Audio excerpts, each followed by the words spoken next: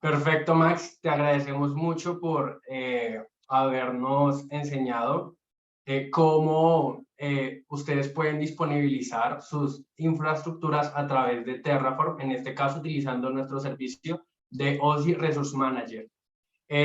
Continuando con nuestras sesiones, estamos en la sesión número 3, en donde yo les voy a explicar algunos fundamentos de todo este nuevo paradigma que nació pues digamos que en todo este boom que es la nube, ¿no? Entonces, en este caso, a este paradigma le llamamos servicios cloud native. Antes que nada, me presento, yo soy Jorge Mosquera, hago parte del equipo de conocimiento de Oracle para toda Latinoamérica como Cloud Engineer. Allí en el slide pueden escanear ese código QR para ingresar a mi red social de LinkedIn y también pues cuento con varias certificaciones alineadas a OCI.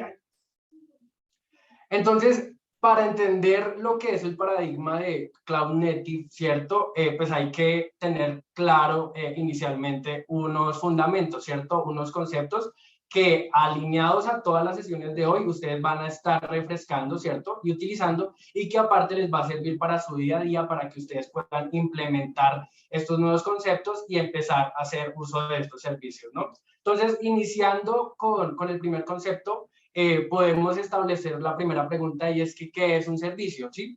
Básicamente le llamamos a un servicio a esta unidad discreta que pues básicamente representa una funcionalidad, sea comercial, sea de algún tipo de esfuerzo técnico que se requiera hacer, ¿cierto? Y que esta funcionalidad está expuesta a una aplicación dentro de una empresa. Entonces puede ser que una empresa dentro de su core transaccional, dentro de sus procesos de negocio, tenga que elevar ciertos servicios a nivel de tecnología para poder obviamente satisfacer estas necesidades, ¿no? Entonces, esto puede estar incluido para una empresa, donde una empresa utiliza cierto pool de servicios o incluso intercambiar servicios entre diferentes empresas, ¿no? Adicional a esto, entramos a un segundo concepto y es que existe un contrato. Este contrato define básicamente para qué está concebido el servicio. Sí, es básicamente definir ese propósito en donde están determinadas sus funcionalidades, sus restricciones, cómo debe utilizarse e incluso la forma en que va a funcionar, ¿sí? Entonces, este contrato es básicamente el que me define ese primer dimensionamiento o esa primera definición de mis servicios, ¿no? Adicional a eso, tenemos una implementación y es básicamente toda la estructura a nivel de código, ¿no? Todo ese código detrás de escenas que básicamente cumple con ese contrato, ¿cierto? Con ese acuerdo inicial y básicamente representa esta aplicación física que hace el trabajo, ¿sí? Entonces, el esfuerzo en donde básicamente yo tengo definido mi servicio, mis diferentes actividades y algoritmos, básicamente está en esta implementación, ¿no? Entonces, de acuerdo a esta implementación, ella actúa y ejecuta básicamente la lógica que está definida allí para ejecutar y realizar mi servicio. Adicional a eso, también tenemos las interfaces que básicamente describen los medios por el cual yo voy a acceder a mi servicio. Es básicamente el que me va a tomar la petición, va a establecer esa comunicación con el solicitante, ¿cierto? El que me está haciendo este request y obviamente de acuerdo al contrato, el contrato es muy importante y ya lo van a ver en las sesiones posteriores, ¿sí? En donde de acuerdo a ese contrato, el intérprete o la interfaz va a actuar y obviamente va a proporcionar básicamente lo que está definido en el servicio. Y finalmente tenemos del otro lado ya un consumidor, ¿cierto? En este caso, yo necesito establecer a alguien, a un actor, ¿cierto? Que va a estar en constante comunicación con esos diferentes conceptos, ¿cierto? Y a eso le llamamos un consumidor. Es la aplicación que básicamente invoca el servicio a través de una interfaz, ¿sí? Entonces, ahorita ya vamos a empezar a ver cómo se está modelando esta arquitectura y en dónde empiezan a interactuar cada uno de estos conceptos, ¿ok? Para esto también es necesario que tengan claro cómo es que yo puedo interactuar con estos servicios, ¿no? Y hay diferentes tipos de servicios web actualmente. Por un lado tenemos servicios REST y por el otro lado tenemos servicios SOAP.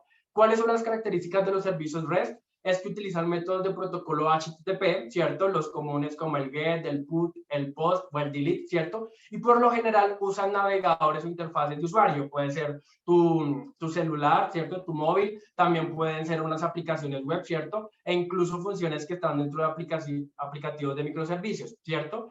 Y por el otro lado tenemos servicios SOAP que, a diferencia del servicio REST, puede ser utilizado con otros tipos de protocolos, sea como el JCA, el RMI, incluso también soporta HTTP, entre otros, ¿no? Adicional a esto, otra diferencia con los servicios REST es que los servicios SOAP están basados en XML.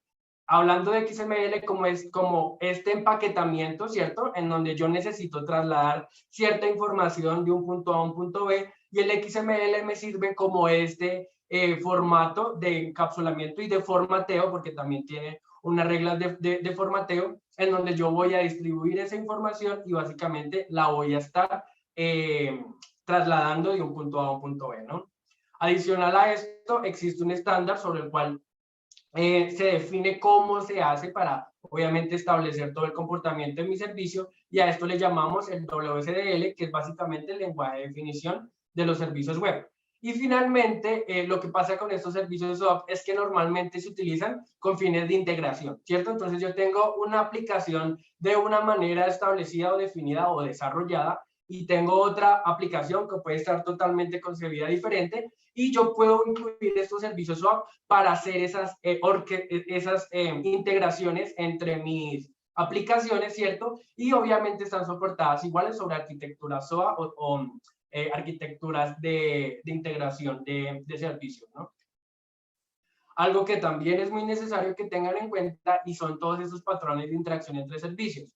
Cuando yo tengo un consumidor, ¿cierto?, de un servicio y quiero llegar obviamente al servicio, hay diferentes maneras de operarlo, ¿cierto?, o de comunicarme. La primera de ellas es una operación de servicio síncrona, en donde yo tengo mi consumidor, ¿cierto? Él envía la petición al servicio, mi request, el servicio obviamente procesa esa operación, ¿cierto? Genera obviamente todo el tema de alinearse a la lógica definida, y después obtengo una respuesta. ¿Qué pasa con las operaciones síncronas? Y es que el canal de conexión está activo desde el flujo, desde el inicio del flujo hasta su final. Entonces yo envío el request, espero que obviamente se procese mi operación, y sobre ese mismo canal obtengo una respuesta. No puedo enviar otra respuesta hasta que no obtenga el mensaje de salida o error, ¿cierto?, de mi servicio. A eso le llamamos servicios síncronos, y obviamente tienen sus casos de uso.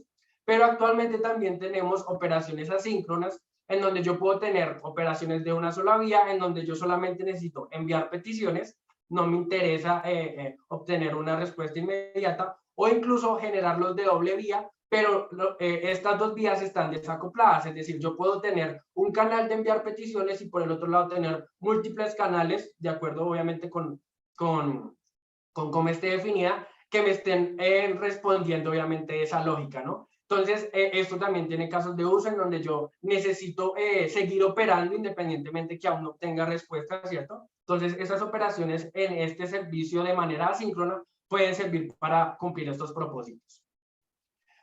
Digamos que alineado a todo este concepto, empieza a surgir obviamente algo adicional, y es los microservicios.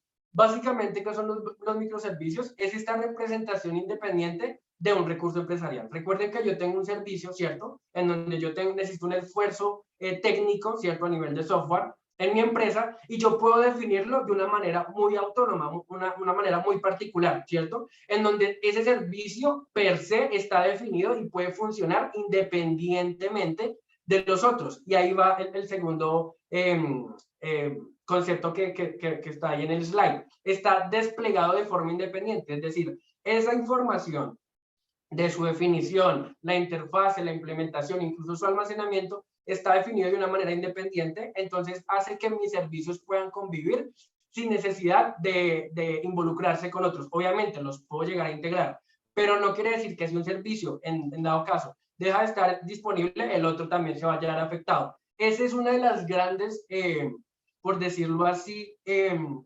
ventajas que tenemos al utilizar ambientes de microservicios, diferenciándonos enormemente de las arquitecturas que hasta hace unos años eran las más utilizadas, como las infraestructuras monolíticas o arquitecturas monolíticas, en donde yo tenía prácticamente todos mis servicios acoplados en un monolito, y si ese monolito le ocurría algo, inmediatamente tenía inconvenientes de manera de disponibilidad de mi servicio, ¿no?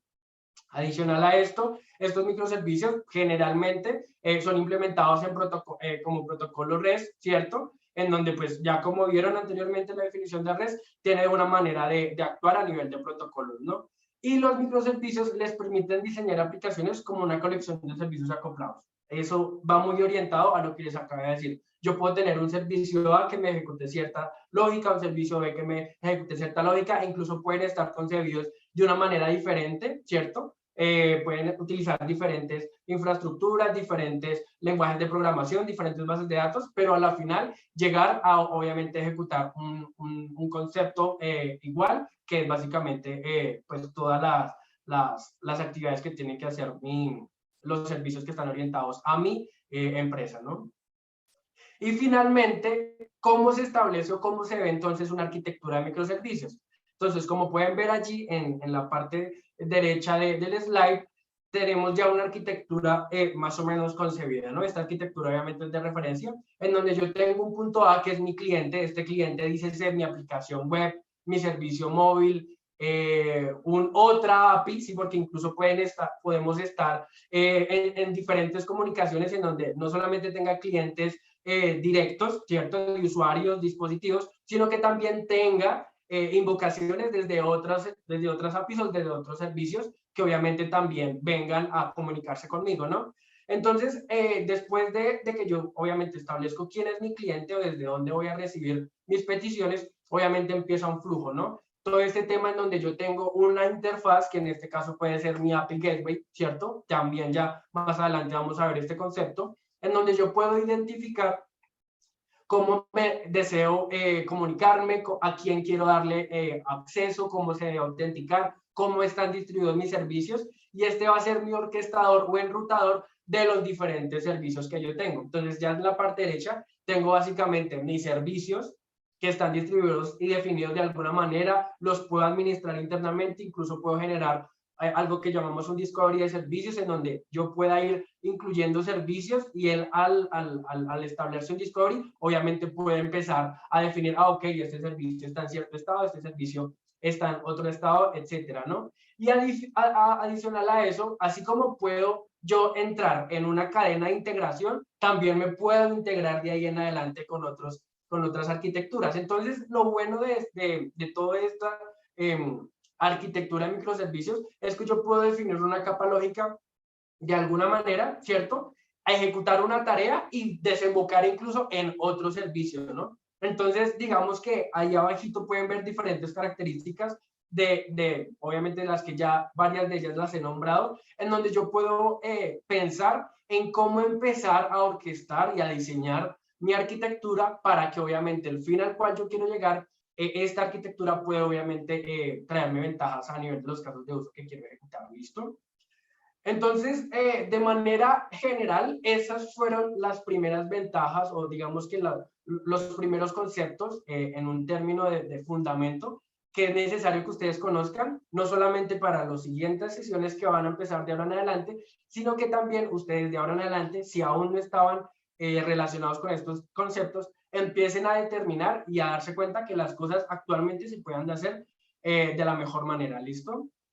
Entonces, hasta aquí yo los dejo. Más adelante vuelvo con un laboratorio para darle paso a mi compañero Dani. Él les va a explicar en este momento, o vamos a ejecutar junto con él, cómo es todo este tema de desarrollar aplicaciones Cloud Native, y pues va a ejecutar este primer laboratorio. ¿Listo? Entonces nos vemos en un rato.